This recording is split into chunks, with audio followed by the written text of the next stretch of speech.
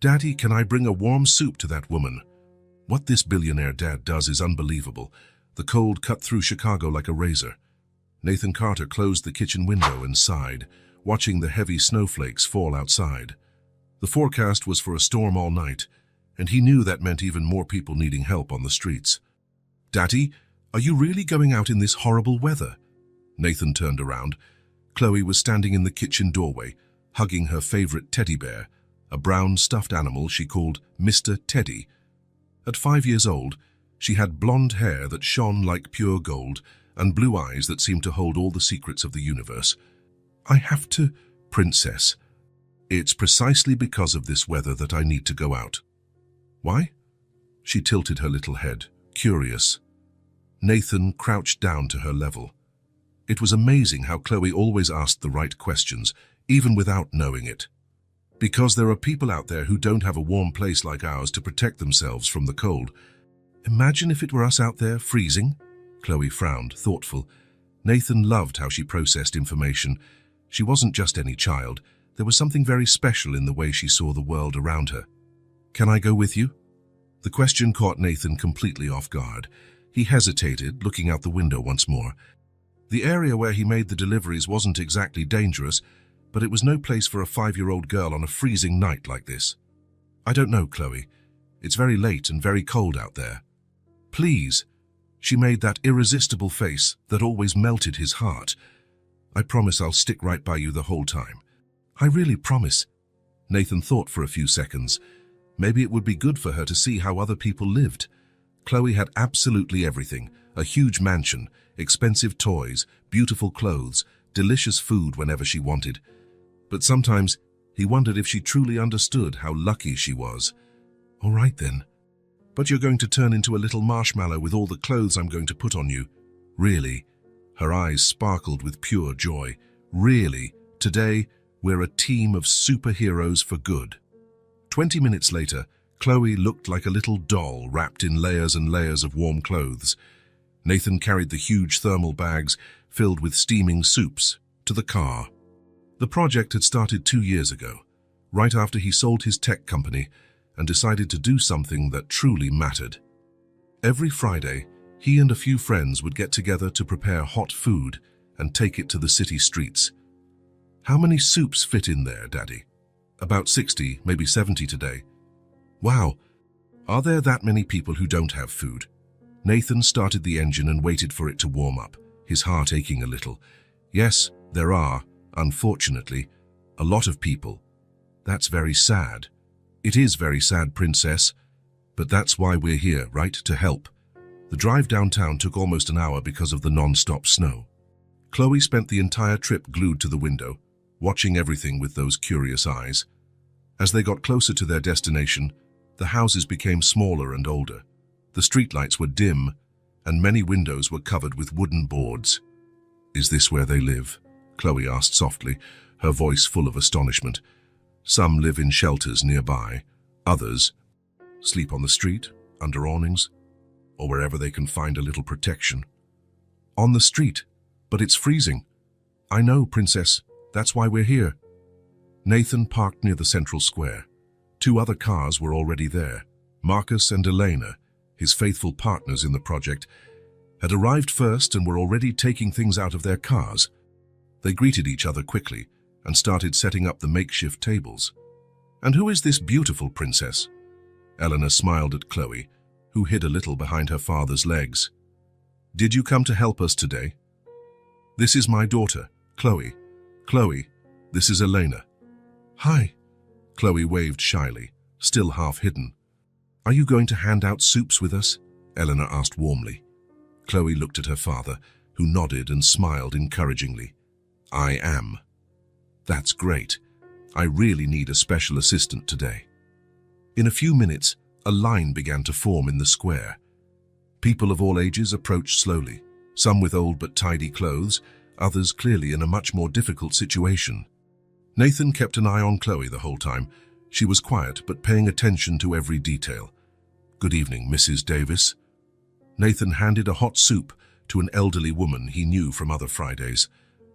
"How are you feeling today?" "Better now, dear. God bless you and your family." Daddy, can I hand one out too? Chloe pulled on his coat sleeve, eager. Of course, come here.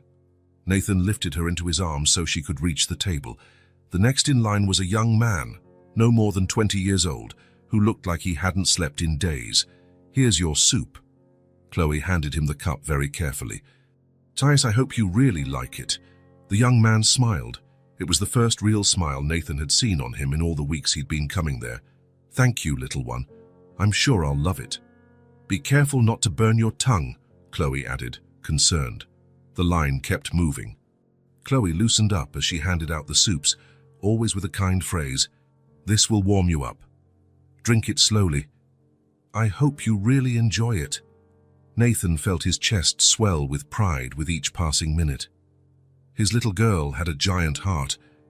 An elderly woman limped towards them, clearly having trouble walking. Do you want me to help you sit down? Chloe asked, concerned. What a sweet girl, the woman smiled. Thank you, dear. Nathan helped the woman settle onto a nearby bench before handing her the soup. Chloe stayed by her side for a few minutes, talking about childish things, until others needed to be served. It was almost at the end of the distribution that Chloe stopped talking completely. Nathan followed her gaze and saw a woman sitting alone on a more distant bench, away from the others' movement. She had blonde hair tied in a messy ponytail and wore a coat that was too thin for the terrible cold. Even from a distance, you could see she was shivering badly. Daddy! Chloe tugged his sleeve insistently. She's cold? Nathan looked more closely where she was pointing. The woman was indeed shivering a lot, huddled on the bench as if trying to shield herself from the wind. Can I give her some hot soup? Nathan watched the woman on the bench carefully. She wasn't in line. She hadn't approached like the others. Maybe she was ashamed, or maybe she just didn't want to mix with the other people. Of course you can, Princess. How about we go together?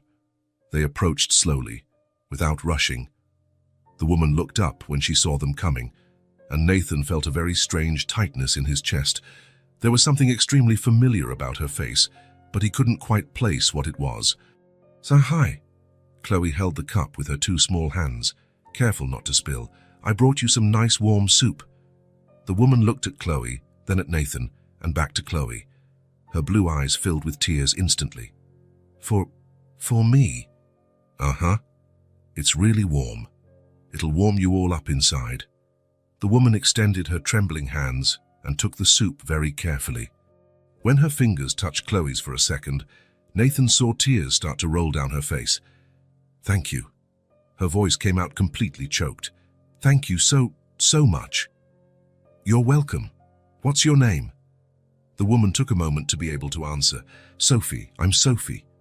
What a pretty name. I'm Chloe. What? And this is my daddy, Nathan. Sophie looked at Nathan directly for the first time. He saw clear recognition in her eyes. She definitely knew who he was, but for some reason, she said absolutely nothing about it. A pleasure to meet you, Sophie. Nathan extended his hand, trying to understand what was happening. Sophie shook it quickly, looking away immediately after. So the pleasure is all mine. Do you have somewhere to sleep tonight? Chloe asked with the raw, direct honesty of children. Sophie wiped her tears with the back of her hand, trying to compose herself. I do, dear. Don't worry. You don't need to worry about me.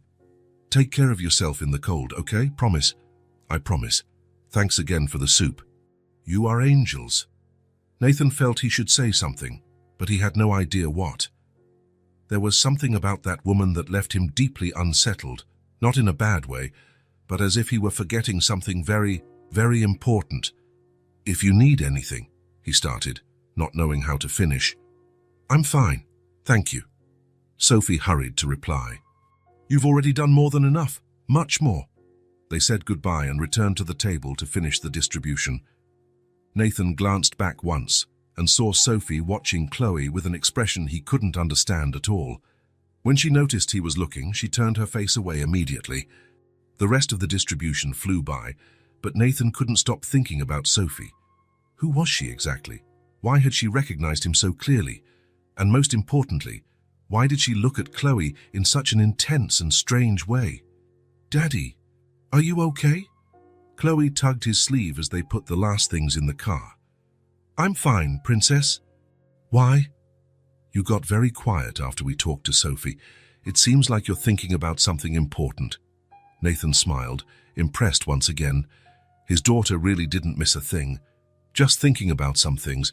Let's go home. You must be hungry. I am, and very sleepy too.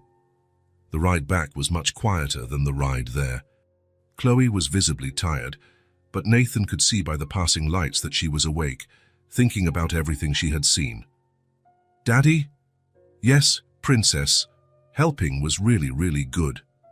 It was, wasn't it? You were amazing today. But it was also sad. Nathan turned down the radio volume to hear better. Why was it sad? Chloe took a long time to answer. When she finally spoke, her voice was small and very serious. We have warm beds and yummy food, and they don't. The words hit Nathan like a punch straight to the gut. His 5-year-old daughter had managed to summarize all the brutal injustice of the world in one simple sentence. He felt his eyes burn. It's true, Princess. It's very sad indeed. Why do some people have everything and some people have nothing? Nathan stopped at the red light and turned completely towards her. How do you explain the terrible complexity of life to a 5-year-old? Sometimes life isn't fair, Chloe. Some people are born lucky, others aren't. Some make good choices, others make bad choices. And sometimes very bad things happen to very good people. Like Sophie. She seemed very sad. Sadder than the other people. Nathan thought of Sophie's eyes, of the intense way she looked at Chloe. She did seem that way. Can we go back to see her another day? I want to know if she's okay. If you want to, we can go back. The light turned green and they continued on their way home. Nathan looked in the rearview mirror and saw Chloe leaning against the window, watching the city pass with that pensive look. His daughter had an absolutely enormous heart and a sensitivity that impressed him every day. When they got home, Grace, the nanny, was waiting at the door with a steaming hot chocolate. So, how was the big adventure? She asked kindly, helping Chloe take off all the layers of clothes. It was great, Grace. Chloe excitedly told her about the soups, the people she met, and especially about Sophie. She was all alone, you know? Alone in the terrible cold, shivering a lot. It's a good thing you brought her hot food then. Yeah, but I wanted to bring her home too. She looked like she needed a hug. Nathan smiled with a mixture of pride and sadness. If it were up to Chloe, she would bring everyone from the street to live with them in the mansion. After Chloe had her bath and went to sleep, Nathan was alone in the living room, looking out the huge window. The snow had finally stopped, but the cold was still biting. He thought of all the people who would spend the night sleeping outside, trying to keep warm however they could. But mostly, he thought of Sophie. There was something in those blue eyes that deeply troubled him. The way she looked at Chloe. It was as if... Nathan shook his head hard. He was imagining things. It was probably just a woman in a very difficult situation who was moved by the natural kindness of a child. Still, he couldn't get her image out of his head. Outside, the city slept peacefully. But Nathan knew that many people would be awake all night, trying to protect themselves from the cold and loneliness. And somewhere in the city, Sophie was also thinking of them. Nathan had no idea yet, but that night had planted a seed that would change their lives forever. Some coincidences are simply not coincidences. They are destiny carefully arranging the pieces on the board of life. And Chloe, with all her innocent child's wisdom, had already seen the deep sadness in Sophie's eyes that he was still trying to understand. We have warm beds and yummy food. And they don't. The words echoed in Nathan's mind until he finally managed to fall asleep, unaware that on the other side of the city, Sophie was looking at the stars through a shelter window and whispering a silent prayer of gratitude for having seen her daughter once more. The night was cold and cruel, but something very warm had begun to stir in the hearts of the three people who met in that snow-covered square. Destiny had taken its first delicate step. Now it was only a matter of time until the whole truth finally came to light, and when it did, nothing would ever be the same for any of the three. 2 days had passed since the night of the soup delivery. Nathan was in his office reviewing some documents when he heard the doorbell. He looked at the clock, almost 11 in the morning on a Sunday. He wasn't expecting visitors. "I'll get it, Mr. Carter," shouted Grace from downstairs. Nathan turned his attention back to the papers until a soft knock sounded on his door. "Mr. Carter?" Grace sounded strangely hesitant. "There's a young woman at the door who wants to speak with you. She says it's important." "Who is it?" "I'm not sure. I've never seen her before. She seems nervous." Nathan frowned, intrigued. "I'm coming down." When he reached the entrance hall, Nathan stopped abruptly. Standing near the door was Sophie, the same woman Chloe had offered soup to 2 days ago. She was clean, with her blonde hair tied in a simple bun, but she wore visibly worn-out clothes, her blue eyes fixed on him with a mixture of fear and determination. "Sophie?" Nathan approached cautiously. "What are you doing here?" "How did you find my house?" Sophie wrung her hands, twisting her fingers. "Your name is well known, Carter Tech. It wasn't hard." "I see. Do you need help?" Nathan asked, not sure how to handle the situation. Sophie swallowed hard. "Can I speak with you in private, please?" Grace looked at Nathan, who nodded slightly. "All right. Let's go to the office." Nathan led Sophie through the house, noticing how she looked at everything with a strange, almost painful intensity. In the office, he offered her a chair, which she accepted, sitting on the edge as if ready to flee at any moment. "Is Chloe home?" Sophie asked suddenly. The question caught Nathan off guard. "She's at a friend's house. She'll be back after lunch." He narrowed his eyes. "Why do you ask about my daughter?" Sophie took a deep breath, as if gathering all her strength. "I didn't come here to ask for anything," she began, her voice trembling. "Not money, not shelter, nothing like that. I just need to tell you something." Nathan sat down, feeling a strange tightness in his chest. Something about this conversation made him deeply uneasy. "I'm listening." Sophie looked directly into his eyes. "I'm Chloe's mother." Her voice came out low, but firm. "I left her here, in a basket, 5 years ago. I just wanted to see how she's doing, even if it was just once." Time seemed to freeze. Nathan felt as if the floor had disappeared from under his feet. A strange ringing filled his ears as her words echoed in his mind. "What?" was all he could manage to say. "I know it sounds crazy," Sophie continued, the words now tumbling out quickly, as if she were afraid of losing her courage. "But it's true. It was on a winter night like Friday. I left a letter with her. A letter explaining that I couldn't take care of her, that I wanted her to have a better chance." Nathan's mind instantly traveled back to that night, 5 years ago. He was working late when he heard a faint cry at the front door. He opened it and found a basket with a tiny baby wrapped in blankets. A newborn girl, with a golden fuzz on her head and blue eyes that looked at him with an intensity that captured him immediately. And yes, there was a letter. A handwritten letter that said only, "Please, give her what I can never offer. She deserves more than to be born into poverty." "How can I be sure you're telling the truth?" Nathan asked, his voice hoarse with restrained emotion. Sophie pulled something from her pocket, a small, worn photo protected by plastic. It was her visibly younger, holding a newborn baby. "This is the only picture I have of her. Taken at the hospital, a few hours after she was born." She turned the photo over. On the back, a handwritten date, exactly 5 years and 3 months ago. Nathan took the photo with trembling hands. There was no denying it. The baby was Chloe. Those same intense blue eyes, the delicate features he knew so well. He looked at Sophie more closely. The same blonde hair, the same face shape and the same gaze. How had he not noticed before? The resemblance was obvious now. "Why now?" he finally asked, handing the photo back. "Why after 5 years?" Sophie put the photo away carefully, as if it were a treasure. "I never intended to show up. I swear I was living in Seattle, trying to rebuild my life. I came back to Chicago 3 months ago when I lost my job." She took a deep breath. "When I saw you two in that square, it wasn't planned. It was as if fate played a cruel trick on me, or maybe a second chance to see her. I don't know." "And what do you want now?" Nathan's voice came out harsher than he intended. "Nothing. Absolutely nothing." Sophie shook her head firmly. "I have no right to ask for anything. I just wanted you to know. and I wanted to thank you for taking such good care of her. She seems happy, healthy. That's all I ever wanted for her." Nathan stood up abruptly and walked to the window. Outside, the snow-covered garden looked incredibly peaceful, in total contrast to the storm in his heart. "Do you have any idea what you're doing?" he asked without turning around. "Showing up like this, out of nowhere, after 5 years." "I know I have no right." "She's my daughter," Nathan interrupted, turning to face Sophie.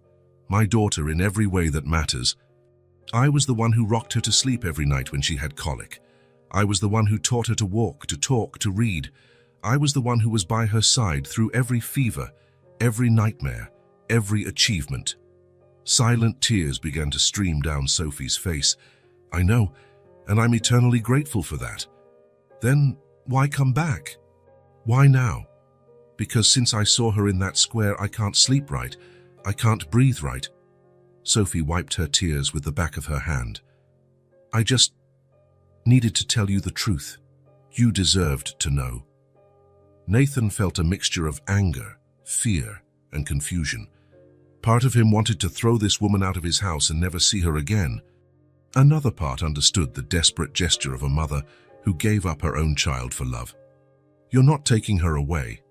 It wasn't a question. It was a statement. "I would never do that." Sophie shook her head vehemently. "I'm in no position to care for her. I never was. And she already has a father who loves her more than anything."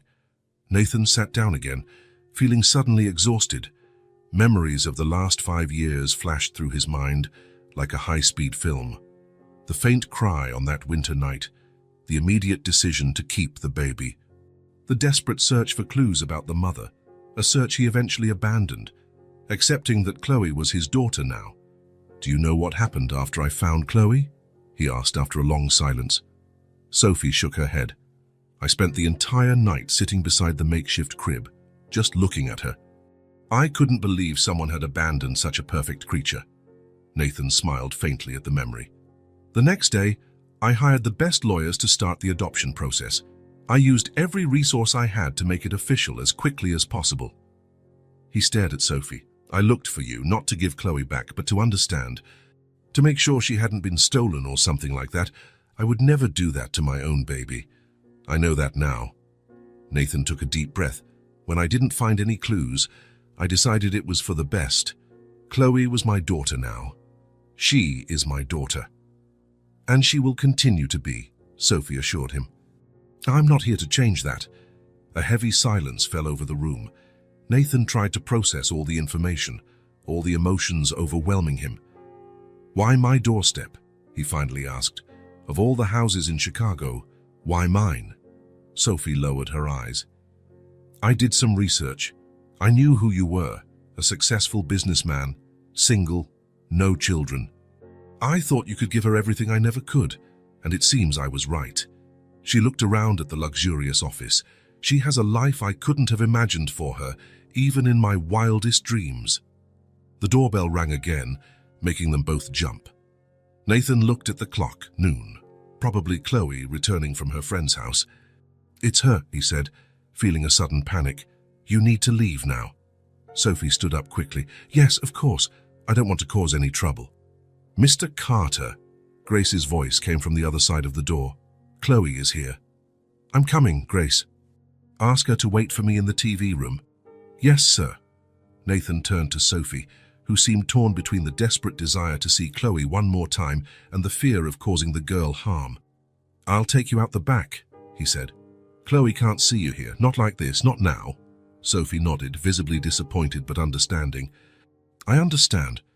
As he guided her through the mansion's corridors, careful to avoid any encounters, Nathan tried to organize his thoughts. How should he handle this situation? What should he tell Chloe? Should he hide the truth from her forever? When they reached the back door, Sophie turned to him one last time. "Thank you for everything you've done for her." "I can never thank you enough." Nathan nodded stiffly. "Do you have a place to stay? Are you okay?" "I'm at a women's shelter downtown. It's temporary, but it's safe." She hesitated. "Can I give you my phone number in case you need to talk to me for any reason?" Nathan thought for a moment. then took his business card from his pocket and handed it to her. "See, call me on Monday. We need to talk more about this, away from here." Sophie took the card as if it was something precious. "I'll call." After she left, Nathan stood still for a few minutes, trying to regain his composure. His life had just been turned upside down, and he needed to pretend that everything was fine for his daughter. His daughter. She would always be his daughter, regardless of who had brought her into the world. When he entered the TV room, Chloe was watching her favorite cartoon. Her blonde hair shone in the light, and her blue eyes lit up when she saw him. "Daddy!" She ran and jumped into his arms. "Guess what?" "What?" "Lily has a new kitten and he's so tiny." Nathan hugged her tightly, feeling a lump in his throat. "That's great, princess. Tell me more about this kitten." As Chloe chatted excitedly, Nathan realized he needed to talk to someone about what had just happened. When the girl finally turned her attention back to the cartoon, he called Grace into the kitchen. "Simon, I need to talk to you," he said in a low voice. "It's important." Grace, who had worked with the family for 4.5 years, nodded with concern. "What happened? Does it have to do with that young woman?" "Yes? Let's go to the office." After explaining the whole situation, Nathan felt exhausted. Grace listened attentively, without interrupting, her eyes expressing first surprise, then understanding. "What do I do now, Grace?" Nathan asked, running his hands through his hair in a gesture of frustration. "How do I tell Chloe this? Should I even tell her?" Grace sighed thoughtfully. "Mr. Carter, you've given this girl everything. Love, security, education, everything." She paused. "But she has the right to know her story. Every child does." "I'm afraid of losing her," Nathan admitted, his voice almost a whisper. "What if she wants to be with her biological mother? What if she hates me for not telling her sooner? Chloe loves you more than anything in the world. That will never change." Grace gently placed a hand on his arm. "But hiding the truth from her is denying an important part of her identity. Sooner or later, she'll find out, and it would be better if she heard it from you, wouldn't it?" Nathan reflected on the nanny's words. Deep down, he knew she was right. Chloe had the right to know where she came from, even if it meant sharing her love with someone else. "I don't know if I have the strength for this, Grace." "You do. You're the strongest man I know, and you'll do what's best for Chloe, as you always have." That night, after putting Chloe to bed, Nathan spent a long time watching his sleeping daughter. How could he explain to a 5-year-old that the woman she met in the square, the one she herself wanted to help, was actually her biological mother? He thought about the phone call he would receive from Sophie on Monday. What would he say to her? How would they deal with this impossible situation? One thing he knew for sure: he would do anything to protect Chloe, to ensure she remained happy and safe, even if it meant making space in his life for the woman who, years ago, left a baby on his doorstep on a winter night. Fate had found a way to bring their paths together again, and now none of them could run from the truth any longer. 3 days after the revelation, Nathan still couldn't sleep properly. The thought of telling Chloe the truth terrified him. How could he explain to a 5-year-old that the woman she met in the square was her biological mother? Sitting in his office that Wednesday morning, Nathan twirled a pen between his fingers as he waited. The clock read almost 10 o'clock, the time he had arranged to meet Sophie. Grace knocked softly on the door. "Mr. Carter, Mrs. Miller has arrived." "Send her in, Grace. Thank you." Sophie entered the office with hesitant steps. She was more put together than last time, wearing simple jeans and a white blouse. Her blonde hair was in a side braid, and she seemed to have made an effort to look presentable. "Good morning," she said, her voice low. "Thank you for seeing me." Nathan gestured to the chair in front of him. "Please, have a seat." Sophie complied, keeping her hands still in her lap. An uncomfortable silence hung between them until Nathan finally spoke. "I've thought a lot about our situation, about what to do from now on." Sophie nodded, saying nothing, waiting. "I'm not going to tell Chloe yet," he continued. "She's too young to understand something so complicated. It could be confusing and even traumatic for her." "I agree," Sophie replied quickly. "I never wanted to cause confusion in her life." Nathan studied the woman's face. He saw no malice there, only pain and resignation. But I also don't think it's fair to simply push you away from her forever, he said, surprising himself with the words. You're a part of her story, whether we like it or not. Sophie looked up, confused. What are you suggesting? Nathan took a deep breath. The idea had come to him during a sleepless night, and the more he thought about it, the more sense it made. I need someone to help with the cleaning around the house. Grace already has her hands full looking after Chloe and the kitchen. Sophie blinked a few times, processing what she was hearing. Are you offering me a job? I'm offering an opportunity, Nathan corrected. A chance for you to get to know your daughter gradually, to be a part of her life in some way. But with very clear conditions. Sophie straightened in her chair, suddenly alert. What conditions? First and most important, you cannot, under any circumstances, reveal to Chloe who you really are. At least, not until I decide it's the right time. I understand. Second, we will maintain a strictly professional relationship in front of her. No private conversations or anything that might raise suspicion. Sophie nodded, absorbing every word. Third, if I sense that your presence is causing any kind of confusion or discomfort for Chloe, we will have to end this arrangement immediately. That's fair, Sophie agreed. Nathan stood up and walked to the window, looking out at the garden where Chloe often played. When he turned back, his gaze was intense. Do you understand what I'm proposing? You'll have to see your daughter every day, interact with her, but never be able to tell her the truth. Never be able to hug her like a mother. Can you handle that? Sophie's eyes filled with tears, but she held them back. Seeing her up close, even without being able to say who I am, here's already so much more than I ever hoped for. She took a deep breath. I accept your conditions, Mr. Carter. All of them. Nathan, he corrected. You can call me Nathan, but only when we're alone. Sophie nodded. When do I start? Tomorrow, 8 in the morning. Grace will explain your duties and show you the house. Sophie stood up, her hands slightly trembling. Thank you so much. I promise you won't regret this. I hope not, Nathan replied, still unsure if he was making the right decision. As he walked her to the door, he wondered if he was making the biggest mistake of his life or taking the first step toward fixing a broken story. The next day, Sophie arrived promptly at 8. Grace greeted her and showed her tasks, cleaning the common areas, doing laundry, organizing closets. The house was enormous, with 12 bedrooms and several living rooms, which meant more than enough work. Chloe usually has lessons with her private tutor in the morning and plays in the afternoon, Grace explained, as she showed her the utility room where Sophie would store her supplies. She's a lovely child, but very curious. She'll want to know all about you. Sophie felt her heart race at the prospect of formally meeting her daughter. I understand. I'll try to be normal. Grace smiled sympathetically. Nathan had told her about the situation, and she seemed understanding. Just be kind to her. The rest will happen naturally. The first meeting happened just before lunch. Sophie was cleaning the main staircase railing when she heard a cheerful little voice. Hello, are you new here? Sophie turned and saw Chloe standing at the top of the stairs, holding a colorful book. She was wearing a light blue dress that highlighted her eyes, and her blonde hair was in 2 small braids. Sophie felt her heart ache.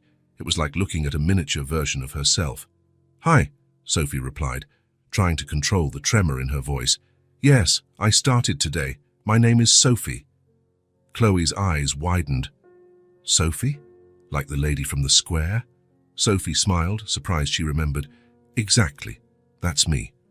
But you didn't have a home, Chloe said, confused, coming down a few steps. I was going through a difficult time, Sophie explained carefully. Your father offered me a job, and now I'm living in a better place. Chloe came down a few more steps, curious. My dad is really nice, isn't he? He always helps everyone. Yes, he seems to be a very good person. Sophie felt a wave of gratitude for Nathan. He was truly an extraordinary man, taking such good care of the daughter she had to give up. What are you reading? Sophie asked, trying to keep the conversation normal. Chloe held up the book. It's about a princess who saves a dragon. It's not the dragon who saves the princess. It's the other way around. It's really cool. That does sound very cool, Sophie smiled. You like different kinds of stories, then? I like stories where girls do important things, Chloe declared, coming down the last few steps. Now she was very close to Sophie, looking at her with curiosity. Did you know your eyes are the same color as mine? Sophie felt her heart leap. Really, I hadn't noticed. They are, light blue. Daddy says my eyes look like the summer sky. Your daddy is right, Sophie replied, struggling to keep her voice steady. You have very beautiful eyes. Chloe, Grace's voice came from the kitchen. Shall I have time to wash your hands for lunch? Coming, Chloe shouted back. She looked at Sophie one last time. Are you having lunch with us? No, sweetie. I eat in the kitchen with Grace. Oh, Chloe seemed slightly disappointed. See you later then, Sophie. See you later, Chloe. When the girl walked away, Sophie allowed herself to breathe again. Her heart was beating so fast, she feared someone might hear it. It was surreal to be there talking to her own daughter, who had no idea who she really was. The first few weeks were the hardest. Sophie constantly had to remind herself to keep her distance, not to show too much emotion, not to stare at the girl for too long. Every smile from Chloe, every word, every childish gesture was like a small pinprick to her heart, painful and wonderful at the same time. Nathan watched everything from a distance, ever vigilant. Sophie knew he was evaluating every interaction, ready to end the agreement at the first sign of trouble. But as the days went by, he seemed to relax a little. One morning, while Sophie was making Chloe's bed, the girl ran into the room holding a drawing. Sophie, look what I made in class. It was a colorful drawing of a house with a garden full of flowers. Sophie smiled genuinely. How beautiful, Chloe. You draw very well. This is our house, Chloe explained, pointing. And these are the flowers I want to plant in the garden. Can we really plant them one day? Sophie looked at her, surprised by the invitation. If your dad lets us, I would love to help you plant flowers. He'll let us, Chloe assured her confidently. I'll ask him to buy the seeds. In the following days, Chloe began to seek Sophie out around the house, always with some news to share or a question to ask. Sophie tried to maintain a professional distance, but it was impossible not to get involved. The girl had a way of breaking down all her defenses. On a particularly busy afternoon, Sophie was cleaning the playroom when Chloe ran in. Sophie, look what I got from my teacher. She held out a small, colorful certificate.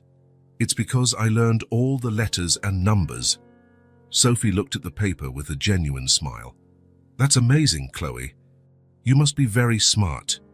Daddy said we're going to celebrate with ice cream after dinner, Chloe said excitedly. Then she looked around at the mess of scattered toys.